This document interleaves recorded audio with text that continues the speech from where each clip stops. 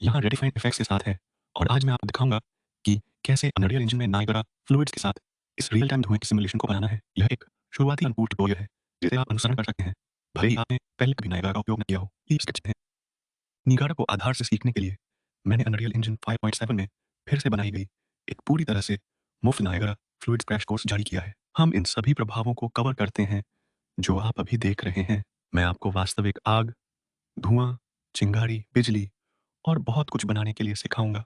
Course सीमित समय के लिए उपलब्ध है, इसलिए सुनिश्चित करें कि आप इसे रीडिफाइंड फिक्स कॉम पहली बात संपादित करने के लिए जाएं, प्लगइन्स और नायगरा फ्लूइड्स प्लगइन को सक्षम करें। फिर आप एग्जामों पर जा सकते हैं और खोज सकते हैं नाइटशेड पात्र और उड़ने वाली एनिमेशन। सुनिश्चित करें कि आप इस स्थान पर चेक करें और फिर डाउनलोड करें और फिर एनिमेशन अनुक्रम को व्यू पोर्ट में खींचें।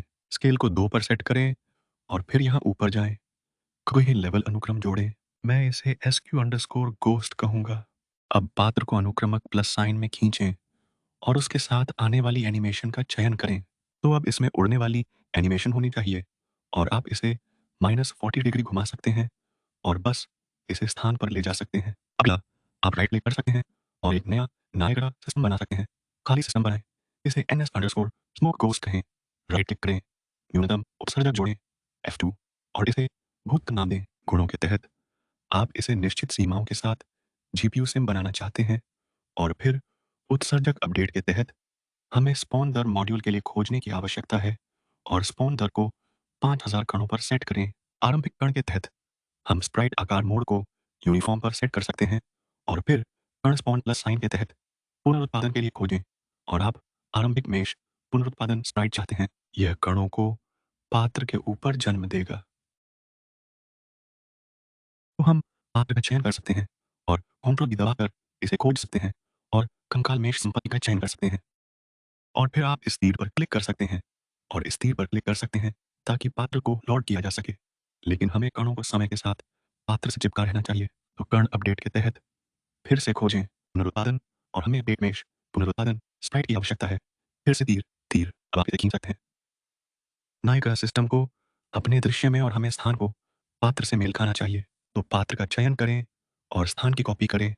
राइट क्लिक करें, कॉपी करें, फिर नायग्रा सिस्टम का चयन करें, स्थान पेस्ट करें और फिर आप नायग्रा सिस्टम को पात्र के ऊपर खींच सकते हैं और कह सकते हैं कोई नहीं और यह उन्हें एक साथ लिंक करेगा।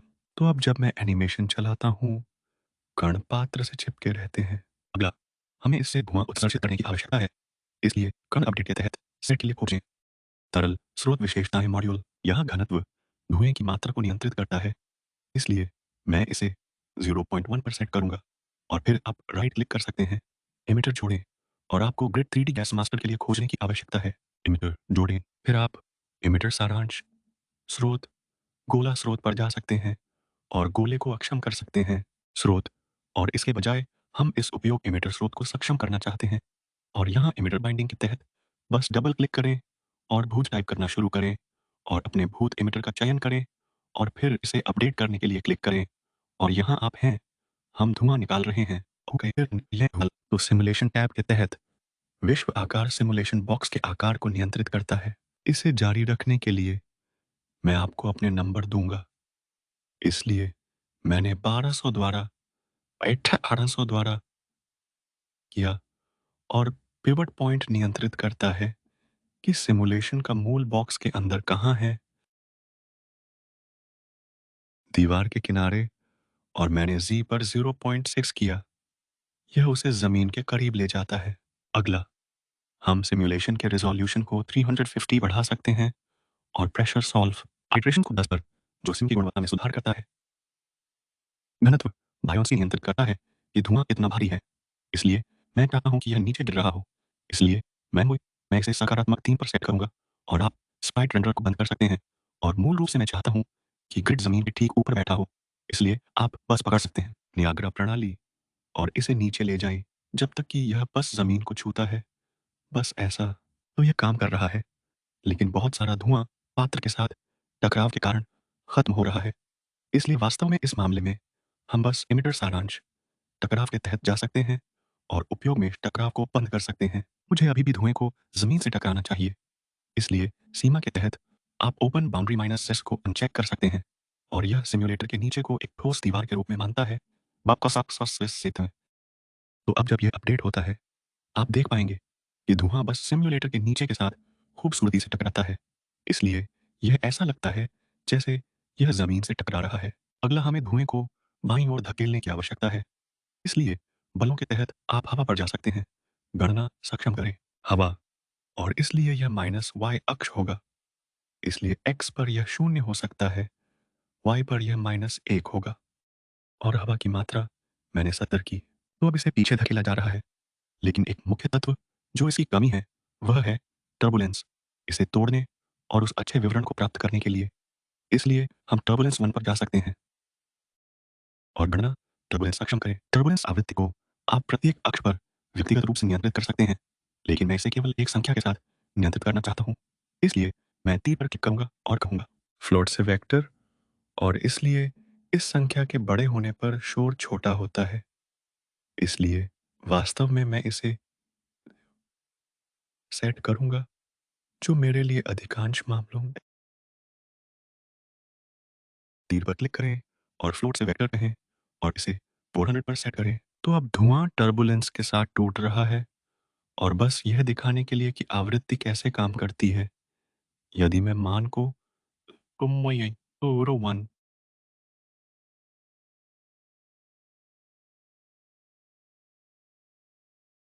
सेट करता हूँ, तो मैं धुएं के माध्यम से बहुत बड़ा शोर की लहरें प्राप्त कर रहा हूँ, है ना? तो याद रखें कि छोटी आवृत्ति बड़ा शोर, आवृत्ति छोटा शोर। इसलिए मैं इसे फिर से 0.01 पर सेट करूंगा और हम टर्बुलेंस गति को बदल सकते हैं, और हम टर्बुलेंस गति को 3 का आकाश 30 पर बढ़ा सकते हैं। यह वह दर है जिस पर शोर बदल रहा है। इसलिए यह हमेशा एक जैसा नहीं होता। तो अब मैं ऐसा कुछ देख रहा हूँ, और हम सिम्युलेटर की सीमाओं को सिमुलेशन के तहत छिपा सकते हैं। Draw bounds.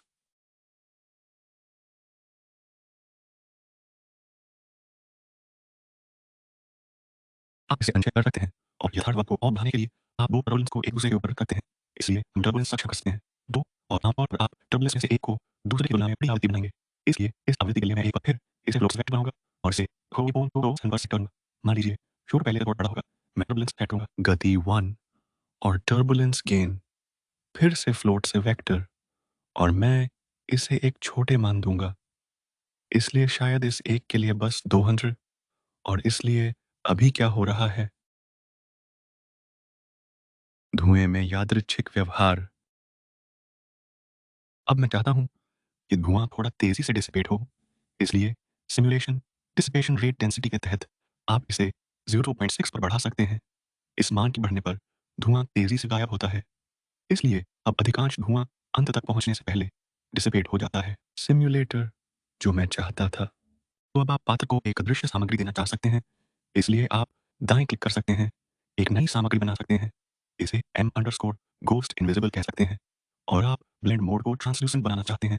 हालांकि हम चाहते हैं कि आंखें चमकें, इसलिए आप इस नाइट शेड को पकड़ सकते हैं। ग्लो टेक्सचर जो पात्र के साथ आता है, और बस इसे सामग्री में खींचें, इसे ओपेसिटी से जोड़ें, और एमिसिव कलर के लिए मैं यह नियंत्रित करना चाहता हूं कि यह कितना एमिसिव है।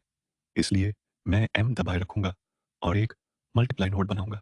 इसे A से जोड़ूंगा और परिणाम को एमिसिव कलर से, और B के लिए मैं इस दबाए रखूंगा, दाएं क्लिक करूंगा, कन्वर्ट टू पैरामीटर करूंगा और इसे एमिसिव बूस्ट कहूंगा, और इसे B से जोड़ूंगा, सेव करूंगा। और आप सामग्री पर दाएं क्लिक कर सकते हैं और कह सकते हैं क्रिएट मटेरियल इंस्टेंस, और उस सामग्री को लागू करें। पात्र के लिए इंस्टेंस आपको एनिमेशन को रीसेट करने के लिए टाइमलाइन पर थोड़ा आगे बढ़ना पड़ सकता है, और फिर सामग्री इंस्टेंस के अंदर आप एमिसिव बूस्ट को सक्षम कर सकते हैं और बस इसे बढ़ाना शुरू कर सकते हैं।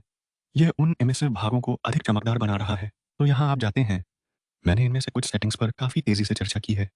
इसलिए यदि आप यह जानना चाहते हैं कि नायाग्रा कैसे काम करता है, ये सभी मॉड्यूल कैसे काम करते हैं, और नायाग्रा फ्लूइड्स के अंदर ये सभी सेटिंग्स, यह सब मुफ्त नायाग्रा में कवर किया गया है। फ्लूइड्स क्रैश कोर्स जिसे मैंने अभी जारी किया।